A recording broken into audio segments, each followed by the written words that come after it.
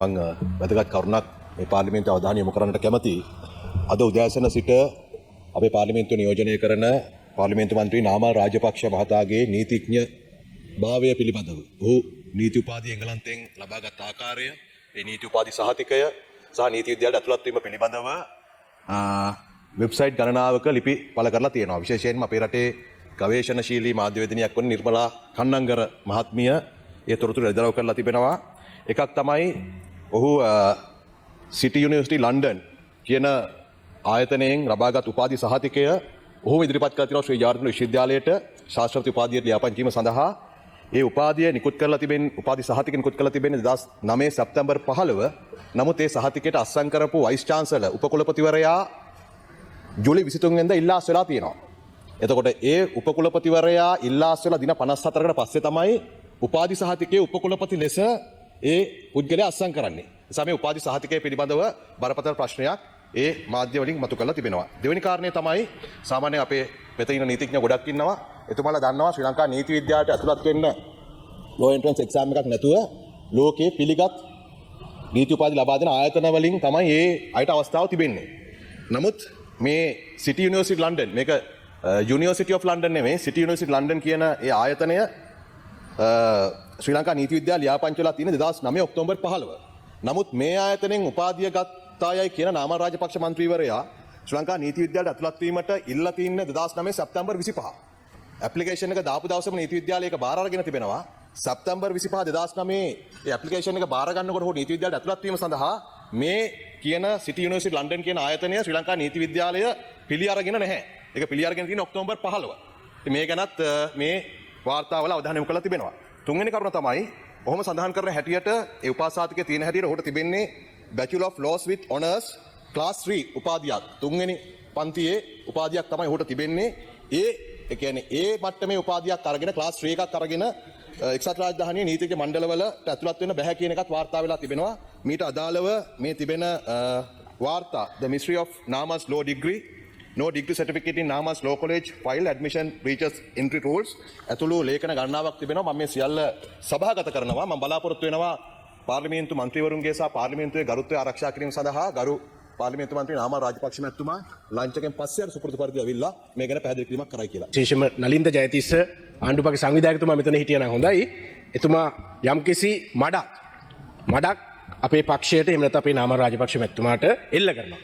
පළවෙනියට ඒ මඩට කලින් නලින්ද ජයතිස්ස මහත්මයා කෑමෙන් පස්සේ හරි ඇවිල්ලා උත්තර දෙන්න කියලා මම දැක්ක කියනවා.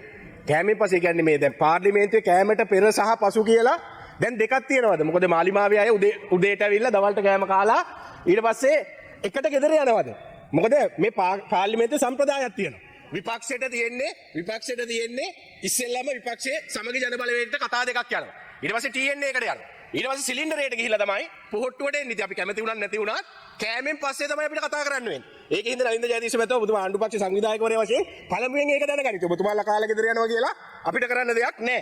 දෙවෙනි කාරණේ තමයි නලින්ද ජයතිස්ස මහත්මයා හැමදාම ආණ්ඩුව ඇනගන්නවා කියලා දැනගන්න ප්‍රධාන කාරණා දෙකක් තියෙනවා. රටේ ජනතාව දන්නවා හොඳටම ආණ්ඩුව ඇනගන්නවා කියලා බලා ගන්න. පළවෙනි එක තමයි අනුර කුමාර දිසානායක මහත්තයා පාර්ලිමේන්තුවට දුවගෙන ඇවිල්ලා පැයක් දෙකක් කතා කරනවා කියන්නේ අනිවාර්යෙන් ආණ්ඩුව ඇනගෙන. එහෙම නැත්නම් අලුත් මඩක් හදලා නාමල් රාජපක්ෂ මහත්මයාට ගහනවා කියන්නේ ආයි ආණ්ඩුව හොඳටම ඇනගෙන. දැන් 21 රැස්වීම දැකලා අර ගැරඩින්ට භූමි තෙල් ගැහුවා වගේ තමයි ඉන්නේ.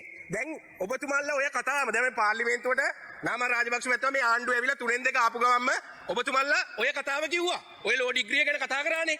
ඒ වෙලාවේ ඔබතුමාලා නිකන් හිටියේ නෑනේ. ඔබතුමාලා ගියා උසාවියට ගිහලා මැජිස්ට්‍රේට් කෝට් නම්බර් 1 එකේ චීෆ් මැජිස්ට්‍රේට් යටතේ දාලා තියෙනවා B42852/01/25 යටතේ ඔබතුමාලා නඩුවක් දාලා තියෙනවා නාමල් රාජපක්ෂ මහත්මයාගේ ඒ උපාධිය පිළිබඳව. ඒ වගේම නීති උපාධිය පිළිබඳව. අනේ හරි සරල කාරණයක් නලින්ද ජයතිස්ස මහත්මයා කියන්නේ. අර හොර වෙබ්සයිට් හදාගෙන ඒවට නඩු දාන්න පුළුවන් විදියට සයිට් හදාගෙන ඒවයි මඩ ගහනවා වෙනුවට ඔන්න නලින්ද ජයතිස්ස මහත්මයා හෙට යන්න ඔබතුමා CID එකට දෙන්න මේ කරුණු ටික. එතකොට උසාවියට වාර්තා කරන්න පුළුවන්. ආපු ගමන් මාධ්‍ය සංදර්ශන දාලා මැජිස්ට්‍රේට් 1 එකට ගියා විතරයි. අද වෙනකන් නාමල් රාජපක්ෂ මහත්මයාගේ කට උත්තර ගත්තා. අද වෙනකන් අධිකරණයට කරුණු වාර්තා කළා නෑ. හැබැයි වැටෙන සැරේට වෙන්න පාර්ලිමේන්තුවට ඇවිල්ලා අයිඩ ගහනවා. අර ලන්ඩන් කියන්නේ පස්සේ නේ. අර CID එක පස්සේ තියෙනවා ලන්ඩන්. යන්න සිටියා යුනිවර්සිටියකට ගිහිල්ලා ගන්න තොරතුරු උසාවි නියෝගයක් යවුවා නම් එහෙට ඔන්න සර්ටිෆිකේට් එකක් ගන්න පුළුවන්. ඔය ඇලුමිනි ලිස්ට් එකක් ගන්න පුළුවන්. ඒක සරලවම කරන්න පුළුවන් කාරණයක්.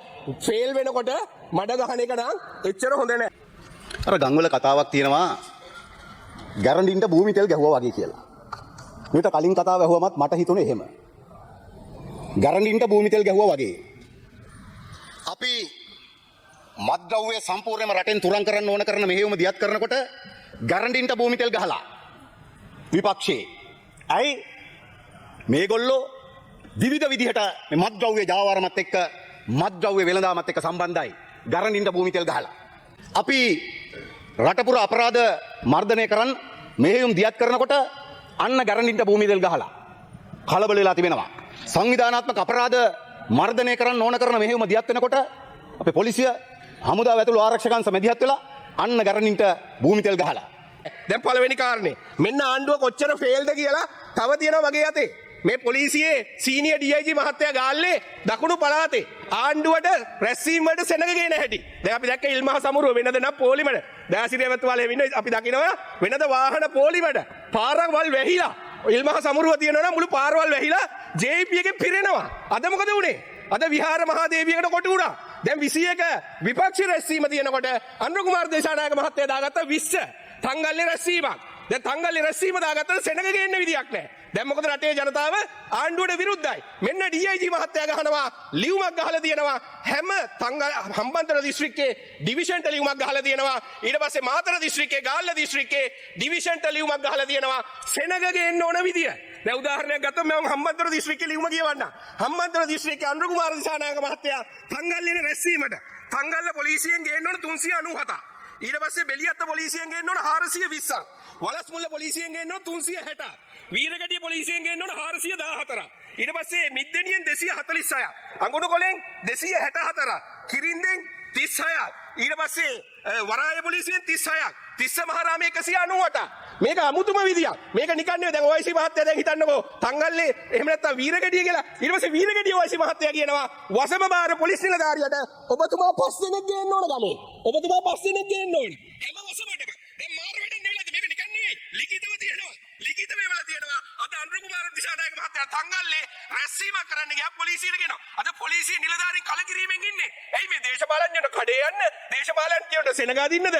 පොලිසිය ඉන්නේ. මේක හොඳම වැඩේ. මග දාලා තියෙනවා චෙක් පොයින්ට්. අර අදාළ නිලධාරියා තමන්ගේ පහගෙන ආවද කියලා ලියන්න වෙනම නිලධාරි දාලා තියෙනවා. මේක සම්පූර්ණ සාක්ෂි සහිතව තියෙනවා. මම අභියෝග කරන්න පුළුවන් නම් පොලිසිය ඇමතුමා නියෝජ්‍ය ඇමතුමා මේක බොරුවක් කරන්නේ. බොරුවක් කියලා කියපු සැනින් මම මේක එළියට දානවා. මම අර DIG මහත්තයාට අපහාසයක් වෙන්න හින්දා මේක එළියට දාන්න හැබැයි බුදුහාම කිව්වොත් මේ කියලා විනාඩි 5ක් ඇතුළත මේක මං එළියට දානවා. ඒ දෙවෙනි කාරණේ. දැන් තුන්වෙනි කාරණේ. තුන්වෙනි කාරණේ තමයි කැප්.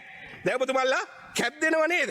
කැප් ටෙන්ඩරේ කොහොම වංචාවක්ද කියලා මම පළමුවෙන්ම පැහැදිලි කරා. මේ කැප් දෙන ටෙන්ඩරේ කොහොමද මේක දූෂණයක් වෙන්නේ කියලා මම පැහැදිලි කරා. මම හැබැයි දා සමාගමේ නම කිව්වේ නෑ. මොකද ඉන්ටර්නැෂනල් ටෙන්ඩර් එකක් කියන්නේ දවස් 42ක් යන්න ඕන ටෙන්ඩර් එකක්. එකපාරට දවස් 12ට අඩු කරලා ප්‍රී බිඩ් මීටින් එකක් නෑ. සාමාන්‍ය ලක්ෂ 10ක. ලක්ෂ 10ක ටෙන්ඩර් එකකට උනත් ප්‍රී බිඩ් මීටින් එකක් තියෙනවා. හැබැයි අද බිලියන 60ක ටෙන්ඩර් එකකට ප්‍රී බිඩ් මීටින් එකක් නෑ. ඕනම ටෙන්ඩර් එකකට බිඩර්ස්ට අවස්ථාවක් දෙන්න ඇවිල්ලා කියන්න මෙන්න ප්‍රශ්නේ මෙන්න මේ වගේ ප්‍රශ්න තියෙනවා අපිට මෙහෙම එක්ස්ටෙන්ෂන් එකක් දෙන්න. එහෙම නැත්නම් මේක දෙන ස්පෙක් එකේ ප්‍රශ්නයක් තියෙනවා. හැබැයි එහෙම එකක් නෑ. දැන් කැබ් එකේ ලංකාවේ තියෙන සමාගම් 30න් එක සමාගමකට විතර ටෙන්ඩර් දාන්න පුළුවන් වෙන්න තමයි ඔබතුමාලා හැදුවේ. හැබැයි එහෙම ස්පෙක් එක හදලා තියෙද්දි ලංකාවේ සමාගම් 5ක් එනවා. ඉන්ටර්නැෂනල් සමාගම් 5ක් එනවා ටෙන්ඩරේට. පහෙනුත් Toyota ඇරෙන්න අනිත් 4ම රිජෙක්ට් වෙනවා. පළවෙනි එක්කෙනා රිජෙක්ට් වෙන්නේ ස්පෙක් එක CC 2500 3000 අතර නැති හින්දා පළවෙනි එක්කෙනා රිජෙක්ට්. ඊට පස්සේ දෙවෙනි එක්කෙනා රිජෙක්ට් වෙනවා. එයාටත් අර කැබ් එකේ අර ස්පෙක් එක 2500 3000 නැති හින්දා එයා රිජෙක්ට්. ඒ වගේම තමයි ස්ටේෂන් 3ක් කොළඹ අමතරව ස්ටේෂන් 3ක් රටවටේ තියෙන්න ඕන කියලා මේකේ 5ක් තියෙන්න ඕන කියලා මේකේ දාලා තියෙන 5 තියෙන්නේ Toyota එකට විතරයි. එයත් රිජෙක්ට්. තුන්වෙනියත් රිජෙක්ට්, එකත් රිජෙක්ට්, හතරත් රිජෙක්ට්. එයාට CC නෑ. පහත් රිජෙක්ට්. ඕක කෙලින්ම Toyota එකට කතා කරගත්ත විදියට ටෙන්ඩරේ නොදාම දුන්නා නම් හරි. අද බයිපාස් ටික නැවතිලා තියෙනවා. සමහර රෝහල් වල විටමින් C පෙත්තවත් නැහැ. සමහර රෝහල් වල අයන්වත් නැහැ.